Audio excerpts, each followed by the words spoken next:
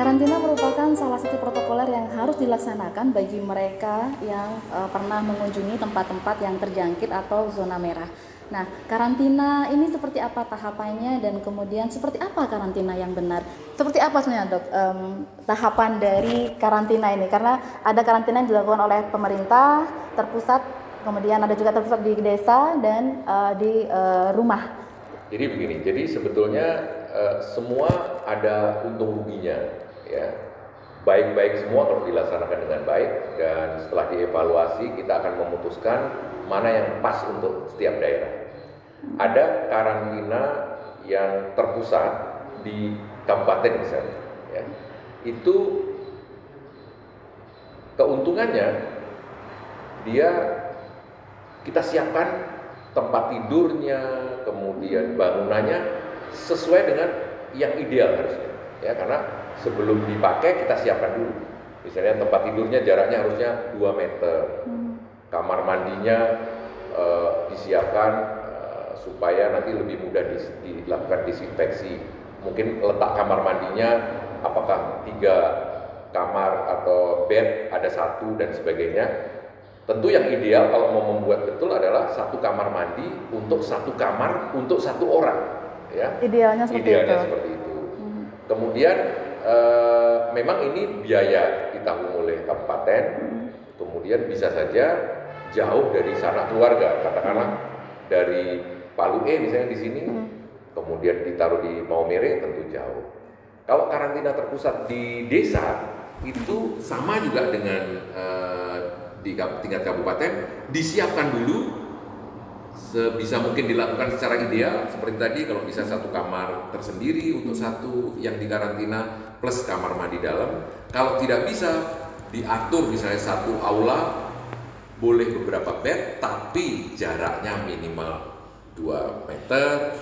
Kemudian nanti dibikin protokolernya supaya jangan terjadi sentuhan. Misalnya kalau bangun tidur harus di sisi kiri ranjang, semua harus dari sisi kiri ranjang, jangan 1 di sisi kiri, 1-nya di sisi kanan, nanti ketemu di tengah. Kelebihannya lagi, kalau di desa yang memberi makan mungkin bisa keluarganya sendiri, ya. Kalau memang ada dana desa silakan, dari keluarganya menyerahkan sendiri, mungkin rasanya lebih enak. Baru pulang dari Batam mau ketemu orang tuanya nggak bisa, tapi paling tidak ketemu dengan masakan orang tuanya dulu misalnya. Jadi itu kelebihannya di kalau desa, karantina terpusat di desa dibandingkan di kabupaten. Karantina mandiri di rumah ya tentu lebih dekat lagi, cuma juga harus dievaluasi apakah rumahnya memungkinkan. Adakah 1 kamar yang bisa dipakai untuk saudaranya yang baru datang ini. Kalau rumahnya cuma ada 2 kamar, sementara anggota di rumah itu ada 12, wah ini saya kira akan sulit untuk menjaga jarak, ya. Nah, kalau memang anaknya cuma 2 atau punya rumah di kebun, ada rumah tersendiri, entah bagaimana dia mungkin ada rumah, ada kamar tersendiri, oke, keluarga yang datang taruh di kebun itu, tinggal di situ, nanti tinggal diberi makan. Misalnya makannya ditaruh di atas kursi atau meja di depan pintu, kemudian mundur, si keluarga yang saudara yang baru datang keluar, ambil, baru masuk, sehingga tetap jaga jarak dan sebagainya. Itu bisa. Tapi kalau misalnya rumahnya tidak memungkinkan, maka sebaiknya dia minta karantina di terpusat, di desa ataupun di provinsi. Jadi kalau kita mau ngomong tahapannya, ya sebetulnya harus dievaluasi dulu. Kemampuan daerah seperti apa, kemudian kemampuan dari keluarga itu, rumahnya, nanti diputuskan. Kalau memang memenuhi syarat dan sanggup, diedukasi lagi misalnya di rumah karantina mandiri. Si orang tua, si adiknya, misalnya si datang ini kakaknya, harus dikasih tahu, melakukan jaga jarak, kemudian melakukan pemakaian masker di seluruh area di rumah untuk menghindari penularan secara droplet tadi. Kemudian juga cuci tangan. Di rumah itu ada air tidak? Mau karantina mandiri, air tidak ada. Nah itu susah karena harus cuci tangan.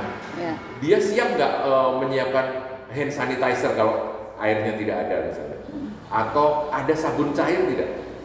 Nah ini kalau dievaluasi secara sarana prasarana memungkinkan, maka diedukasi. Jangan sampai tidak diedukasi, maka begitu si anak baru pulang dari Batam, lihat ibunya langsung dia peluk. Aduh, anakku sudah nggak ketemu 1 tahun. Nah ini karena bisa menularkan karena tidak ada jaga jarak lagi kalau sudah begitu. Oke. Kalau karantina yang benar sendiri seperti apa, Dok? Dari mungkin orang yang ODP tadi dan juga di sekitarnya. Nah, jadi bagaimana perilaku pada saat karantina yang tepat itu seperti apa? Ya. Oke, kita kasih contoh kalau karantina di rumah misalnya ya. Jadi kalau karantina di rumah, misalnya yang paling ideal ada kamar tersendiri, kamar mandi dalam. Dia harus di dalam kamar saja, 14 hari. Kalau kamar mandinya ada di dalam, ya, untuk meyakinkan ada jaga jarak. Yang lain di luar, kalau mau ketemu, misalnya makan, ditaruh di luar, dia buka, dia ambil. Kalau komunikasi boleh pakai telepon misalnya, kalau atau ngomong boleh. Yang penting selalu dia di dalam kamar, satunya di luar, buka pintu lewat dari 1,5 meter, ya, sehingga komunikasinya selalu begitu. Tapi jarang orang yang punya kamar mandi dalam, boleh kamar mandi luar, dengan catatan saat dia mandi ke kamar mandi diatur waktunya. Oke, atau bisa juga dia buka pintu dulu, saya mau mandi ya, ada di kamar mandi tidak? Lagi kosong ya, semua keluar. Kemudian jangan jaga jarak lebih dari 1 meter kalau dia ke kamar mandi, supaya jangan tidak sengaja bertabrakan.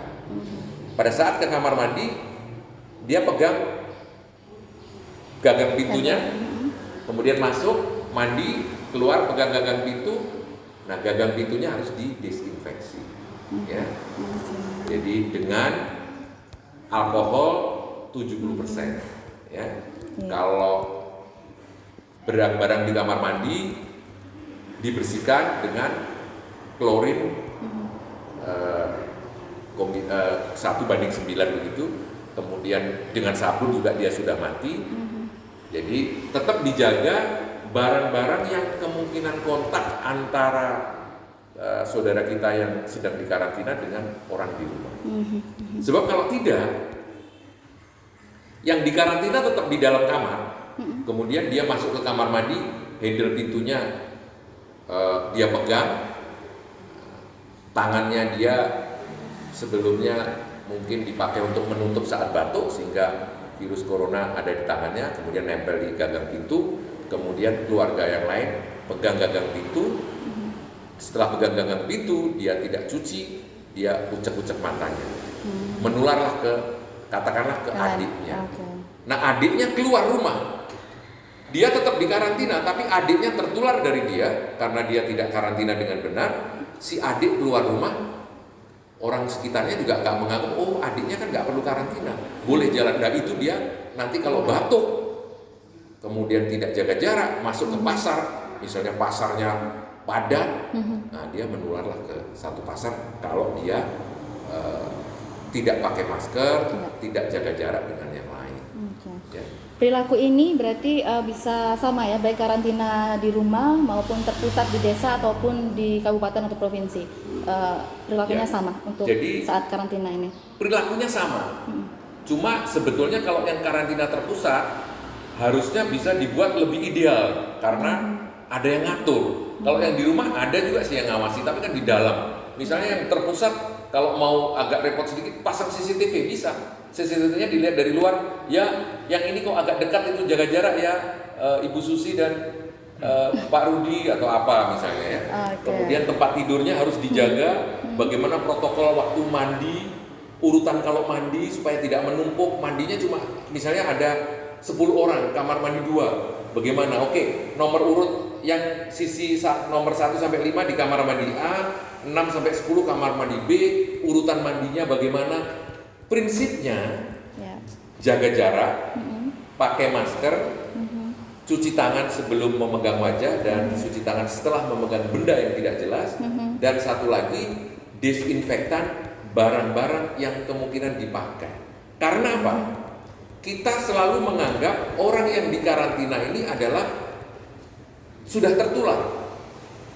Jadi kalau di rumah ada saudara datang di karantina, anggap dia positif. Supaya kita betul-betul serius. Penjagaan ya. Sementara kalau yang di karantina mandiri karantina terpusat, anggap salah satu dari kita itu positif. Ya. Jadi anggap sebelah kita positif, anggap diri kita positif. Kita anggap diri positif supaya tidak menularkan, anggap sebelah positif supaya kita jangan mau tertular. Jadi selalu begitu, sampai terbukti tidak dengan swab tenggorokan. Baik, terima kasih dokter untuk penjelasannya ini sangat lengkap tadi ya. Kalau saya boleh menyimpulkan, untuk karantina ini memang harus melalui beberapa tahapan, yaitu sebelum karantina harus ada evaluasi terlebih dahulu dan kemudian mengedukasi orang-orang yang ada di sekitarnya, sehingga saat ODP ini kemudian melakukan karantina baik secara terpusat maupun mandiri ini bisa dilaksanakan. Dan saat karantina sendiri pun ada yang paling penting adalah melaksanakan protokol kesehatan secara ketat dan juga disiplin, seperti jaga jarak dan juga pola hidup bersih dan sehat secara ketat, seperti cuci tangan, kemudian melakukan disinfektan pada barang-barang yang tersentuh oleh ODP, dan yang pasti pakai masker tadi ya, dok. Baik, terima kasih. Semoga tema mengenai karantina yang benar ini bisa membantu kita bersama untuk bisa memahami COVID-19 ini dengan baik.